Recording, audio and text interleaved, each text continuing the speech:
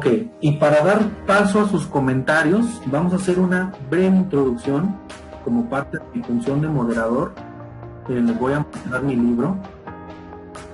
A mí también me gusta mucho leer en físico. Yo soy de la vieja escuela, no me acostumbro, a pesar de que a veces por necesidad hay que hacerlo en digital, ¿verdad? Uno que quisiera comprar libro, pero bueno, afortunadamente este ya lo tenía. Es una edición de Porrúa, muy bonita, me gusta mucho a mí Porrúa, sepan cuántos. Y me di cuenta también que venía algo adicional que me gustó bastante. Es un prólogo de parte de diversos autores que nos hablan de Nietzsche precisamente. Y un Nietzsche que, bueno, es una figura controvertida de origen alemán. Hay que recordar que los alemanes tienen un periodo donde viene un realce impresionante de producción literaria, ¿verdad? Tiene como antecedente a una figura todavía más controvertida y también ya muy consolidada, que es Schopenhauer. Lo que va a decir, lo que va a postular, se entiende más o menos en este terreno de lo filosófico, como ustedes dicen. Sin embargo, yo agregaría que este libro se puede leer de tres maneras. Una, como una cultura general. Dos, como alguien que se inicia en la filosofía. Y tres, como alguien que ya está muy metido en la filosofía y que quiere adentrarse más en este pensamiento de Nietzsche, ¿verdad? Eso es tan rico como nosotros podamos desmenuzar ese texto. Pues también como autor tiene pasajes muy complicados. Por ahí al final de su vida le aqueja una enfermedad mental. Es cerca de 10 años donde ya le aqueja una enfermedad donde no puede incluso continuar con un contacto social normal, necesita del cuidado de su hermana. Y a muchos lo describen como un personaje raro, introvertido, que más bien su extroversión la plasma en los escritos. Por ahí me llama mucho la atención un comentario que hacen de él sobre: es impresionante ver a la persona que habla del superhombre, verlo más bien como alguien tímido, como alguien que no habla, como alguien que no es socialmente tan extrovertido, ¿verdad? Lo que sí es que es un genio literario, desde muy temprano empezó a escribir, tiene otros escritos que por ahí también son conocidos, como El Anticristo, y lo caracteriza una serie de pensamientos que van muy a la época también. Hay que recordar que es el 1880, 1890, donde los alemanes empiezan a tener como esta producción, les decía, literaria, un intelectualismo muy interesante, pero también ciertos conflictos con otro tipo de culturas, entre ellas los judíos, ¿verdad? Que posteriormente se harían un poco más álgidas. Una de las cosas que yo quiero señalar es que ciertamente también encuentro como cierto paralelismo entre Zaratustra y el propio Nietzsche en sus propios rasgos de personalidad, porque él dice al principio del libro que se aisló durante 10 años y que una vez que él absorbió todo este conocimiento y dejó hasta cierto punto de sentir la necesidad de adorar a ese sol que se elevaba todos los días, entonces decidió bajar. Entonces, creo yo, y ahí encuentro como cierto paralelismo, no solo en los mismos rasgos de introversión, sino también en esta especie de rasgos asociales que tendría Nietzsche. Como decíamos, como muchos dicen también, era una persona que era sumamente introvertida, que tenía un mundo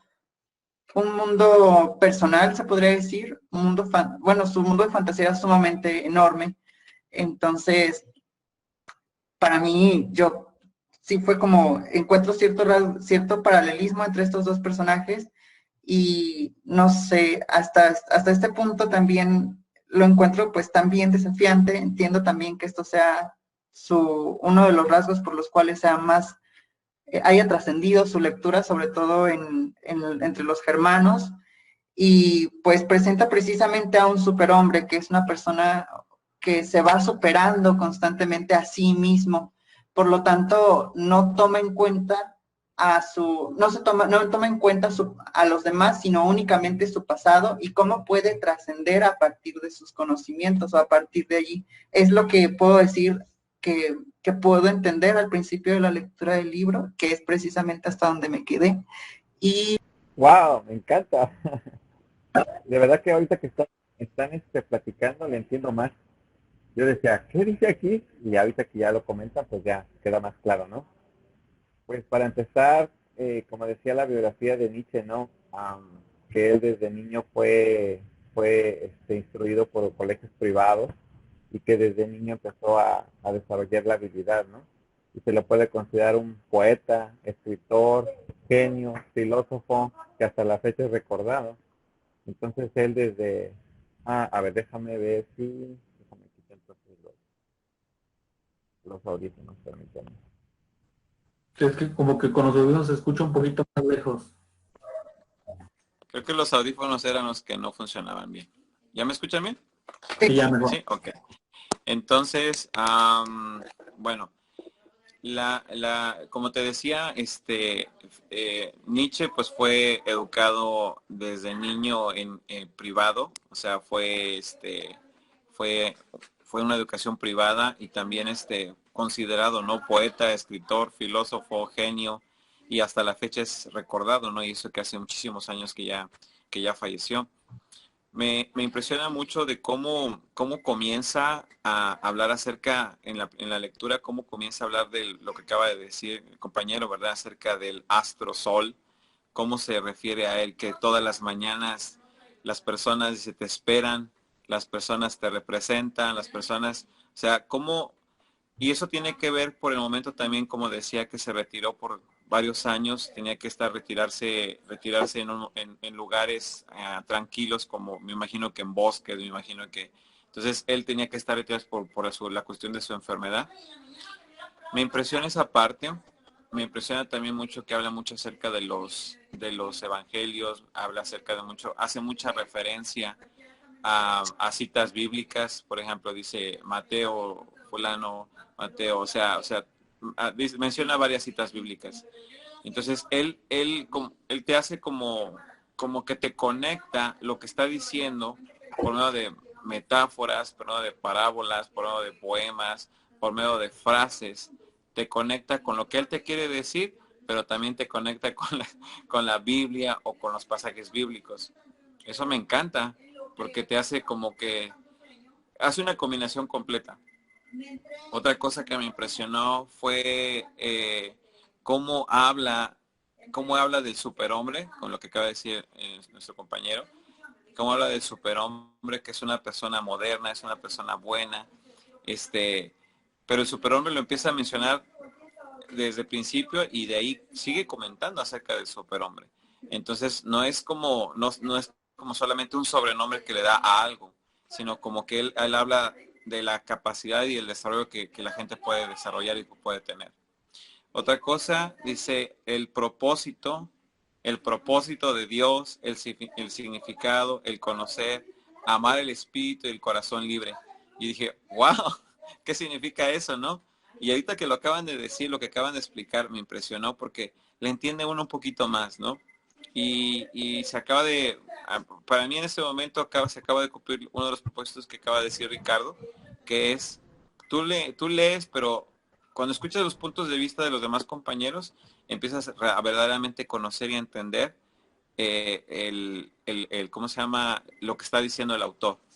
Entonces, yo lo vi ahorita clarito y pues me encanta. Sí, muchas gracias. Pues a mí también la lectura me ayudó muchísimo a estudiar lo de la biografía del autor. Por ahí mencionaba que pues toda su familia estaba dedicada pues a la religión, ¿no? Que estaba muy enfocada a eso. Y por eso a mí se me hizo muy interesante una frase que encontré en el libro que decía, Dios es una suposición.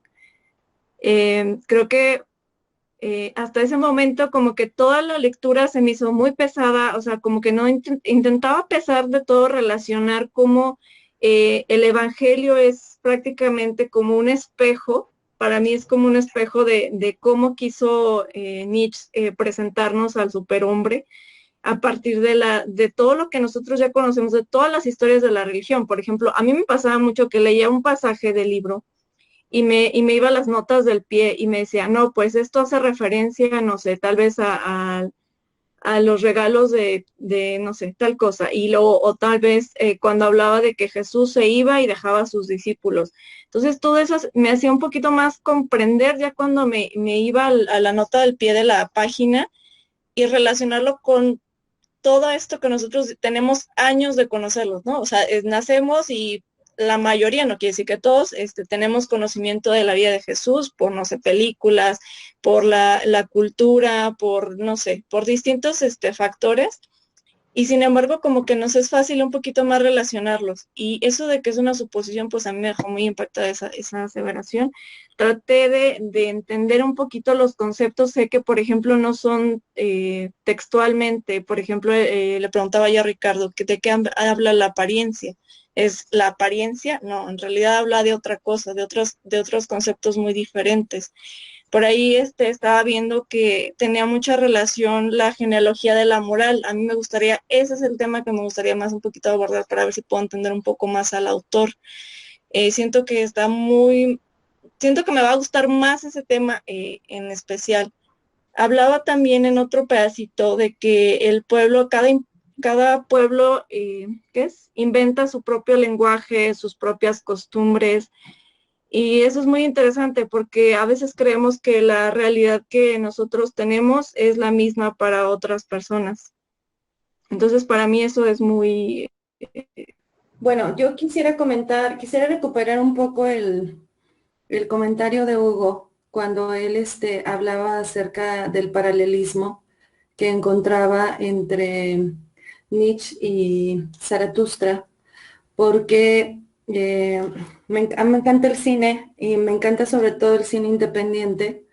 Y me gusta mucho ver películas que tienen que ver con la vida de mujeres. Entonces, me di a la tarea como de investigar el contexto en el que Nietzsche escribió este libro y me topé que el contexto está situado un poco está situado en una película que se llama El día que Nietzsche lloró. Es una película que salió en el año 2007. Es una película de cine independiente búlgara y el actor es una cosa hermosa de actuación hace. Y veo la película y me doy cuenta que al momento que Nietzsche estaba escribiendo Así habló Zaratustra, él estaba viviendo una separación con una mujer. Una mujer, esta es Salomé, no recuerdo su apellido, es Mansour, creo que su apellido es Salomé, por ahí a ver si alguien me recuerda. Y entonces la película es bellísima porque te recrea justamente como esta complejidad que estaba viviendo Nietzsche en su vida diaria, en su ser interior, y cómo estaba intentando mostrarse al mundo y mostrar al mundo lo que él pensaba, ¿no? Porque a mí me parece que este asunto de sentipensar es bastante, tendríamos que tener la capacidad como seres humanos de lograr encontrar este vínculo, pienso yo. Entonces, a mí me parece que en ese momento Nietzsche estaba viviendo una situación muy compleja en cuanto a este nivel de lo emocional con esta mujer, pero al mismo tiempo de poder darse a entender al mundo y de que el mundo tal vez conociera lo que él pensaba, ¿no? Lo que él estaba pensando en ese sentido. Y me parece que llegó un punto en el que se sintió muy solo, porque creo que no lograba encontrar, ¿no? Como esta interacción, este diálogo con nosotros. Entonces, en esta película se recrea una relación que además tiene con un psicoanalista contemporáneo de Freud, no recuerdo ahorita el nombre, y entonces ellos crean como un vínculo en el que se negocian curarse mutuamente, entre comillas, porque aparentemente ambos están como cojeando del mismo pie. finalmente Nietzsche es el que logra curar al psicoanalista, ¿no? Y en un principio era al revés, ¿no? Lo que buscaba el psicoanalista, pues era curar a Nietzsche, ¿no?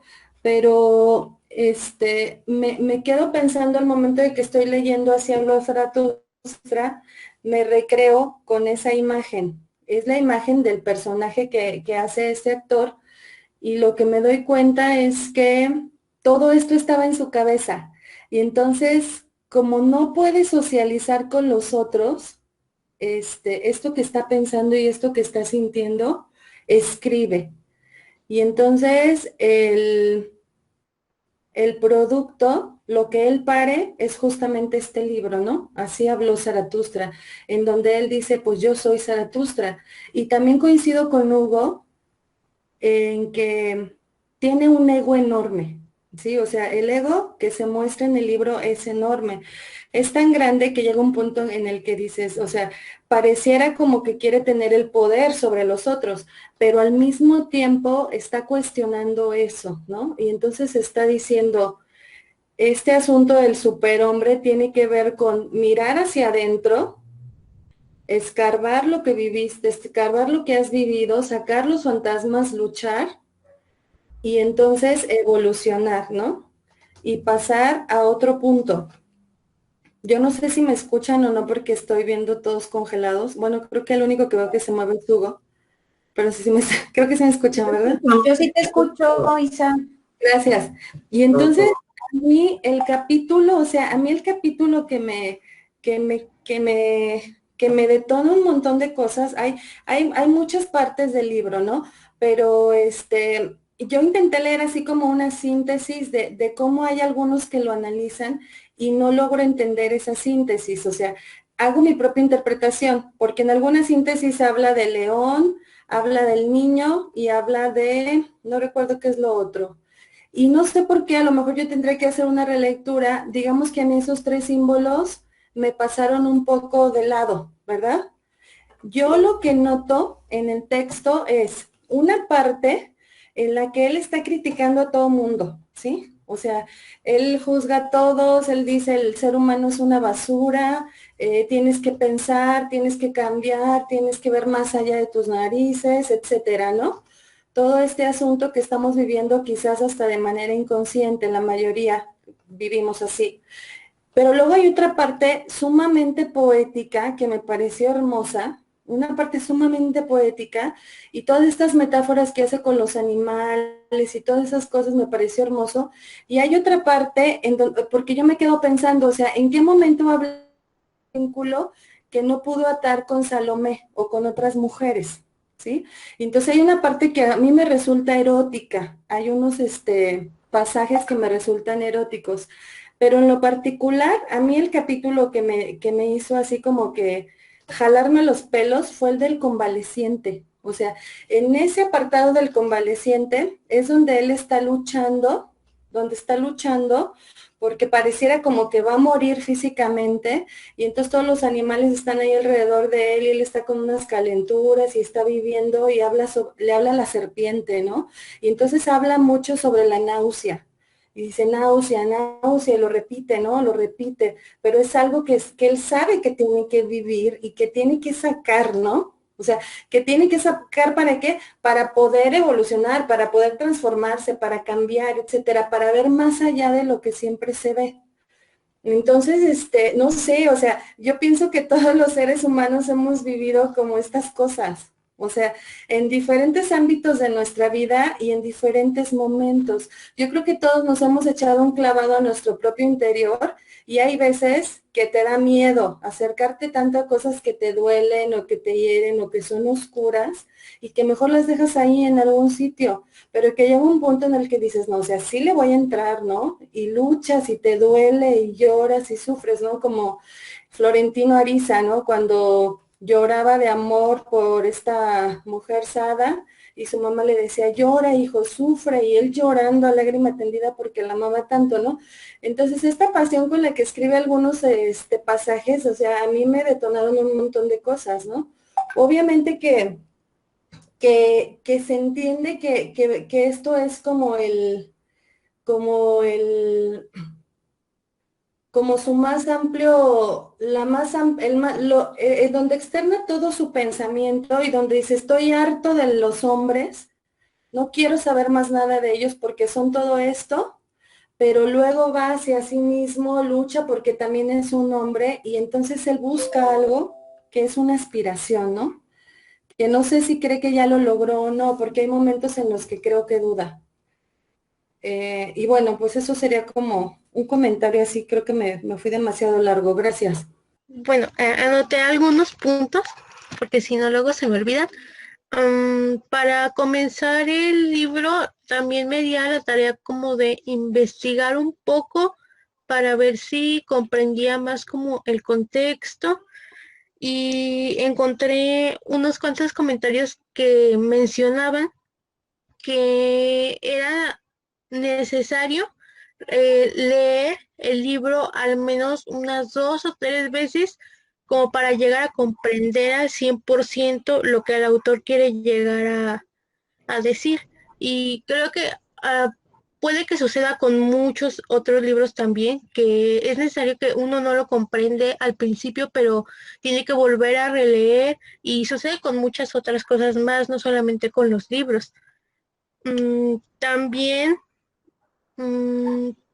sí, lo que comentaban que la historia del autor, de que iba a ser, mencionaba que era sacerdote, bueno, el que mencionaba que iba encaminado hacia la religión y que después lo dejó, siento que fue lo que lo llevó más a escribir lo que es esta obra, que también mencionaban ya que es una de las que se considera más significativas de todo lo que él escribió. Y pienso que de alguna manera, como el autor, en cualquier momento todos podemos llegar como a cuestionarnos lo que estamos haciendo, lo que estamos viviendo. Entonces, siento que por esta razón tuvo tanto impacto.